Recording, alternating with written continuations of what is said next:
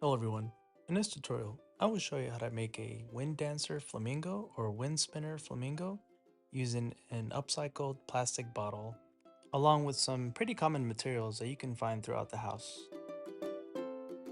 Don't forget to hit like or even comment as it helps me feed the YouTube meter. You will start by drilling a hole on a cap that is less than 0.6 inches, which will serve as the hole for the neck of the flamingo. The actual neck of the flamingo will be approximately 5.5 inches.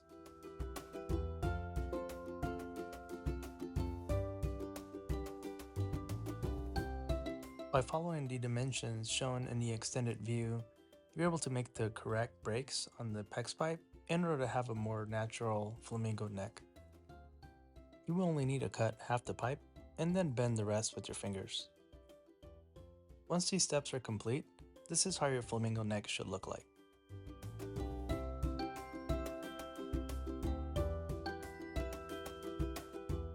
This vertical cut at the tip of the PEX pipe will serve as a holder for the flamingo head. You will see that the bottle itself has two different reference lines that you can use for the following dimensions. These dimensions will show you where to correctly drill for the best up and down motion of the flamingo body.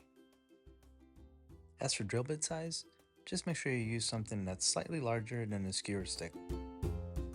For this next step, the dimensions are not super critical, just make sure you cut enough material that the body itself will serve as a flap for the up and down pivot motion.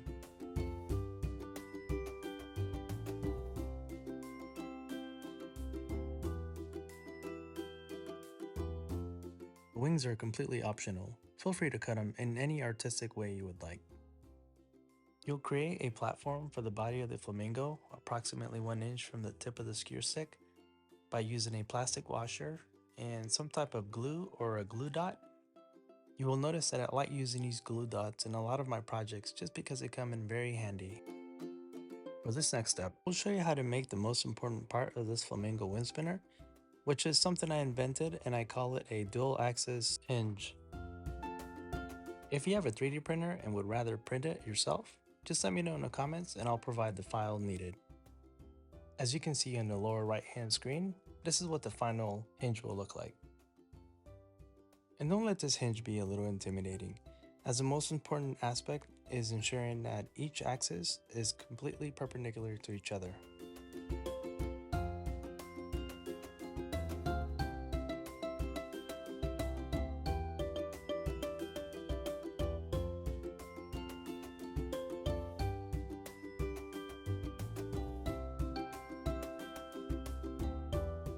When performing this next step, just ensure that the hinge itself is fully centered on the body of the flamingo. You will use two plastic washers to ensure that the hinge itself has less friction while spinning. On the right hand of the screen, I'm showing you how to do this process without the bottle so that you can see what's going on inside. Once you can confirm that the hinge is centered, you can actually glue the bottle to the skewer stick. If you've done these steps right, the only thing that should be in motion is the rotational hinge. As for the template, on the description of this video, I will have a link to where you can locate it and print it yourself. As you can see here, I found it a lot easier to use an X-Acto knife to perform the cutting process, but you can use scissors as well. I'm showing you here how to laminate these pieces using packaging tape as a cost-effective way, but feel free to use a laminator to do this process.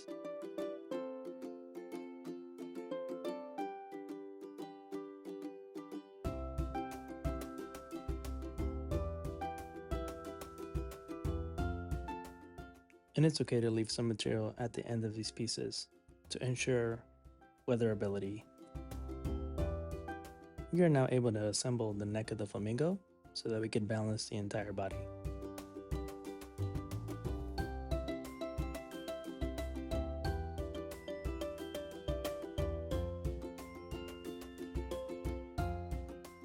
By adding some weight in the form of pennies or washers or whatever you have available, you're able to keep a good balance so that it can flap in the wind.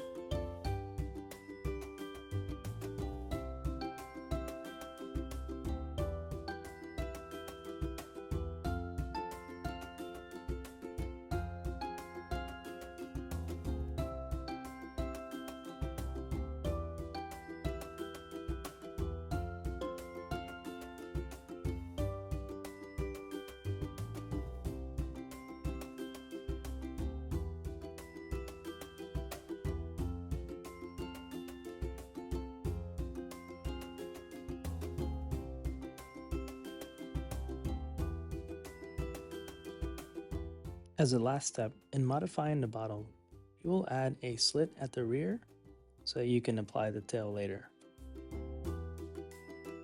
You are now able to cut off the excess skewer stick on each side, and we're ready for paint. I recommend using this type of paint because it sticks really well to the bottle, but feel free to use whatever you think works. As I've mentioned before, with other projects similar to using this bottle, other paints tend to peel off easily.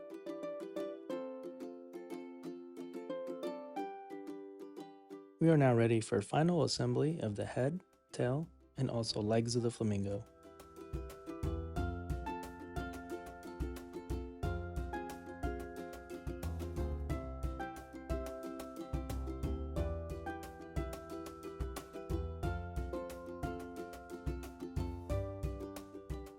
When finalizing this flamingo, you may notice that it's a little front heavy.